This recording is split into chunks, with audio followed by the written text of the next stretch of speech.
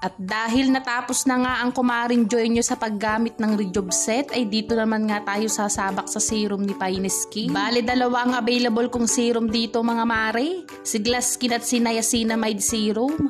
Sa morning nga itong si Glass Skin Serum ang ginagamit ko. Naku mga mare, pangalan ng serum ay talagang gaganahan ka ng ihaplas yan sa mukha mo. Abay, kailangan nating manalig mga mare na magiging glass skin nga tayo. Kaya naman hindi ako pwedeng tamadin sa pag-i-skincare. Mahirap na, baka bumalik na naman ang mga sumpa ko sa mukha mga mare. Itong si Glass Skin Serum mga mare, very mild nga lang siya. Kung wala naman kayong dark spot at gusto nyo lang talaga ng glowing ang skin ninyo, ito nga yung gamitin nyo. After nga nyan, ay wag na wag nyong kalilimutang mag-sunscreen mga mare. Sa tindi nga ng init sa labas ay ewan ko naman kung hindi ka nga malitsyon sa sikat ng araw. Kaya naman kung mahilig ka nga mag-skincare ay dapat masipag ka ding maghaplas ng sunscreen mga mare para protektado ang pagka-glass skin natin.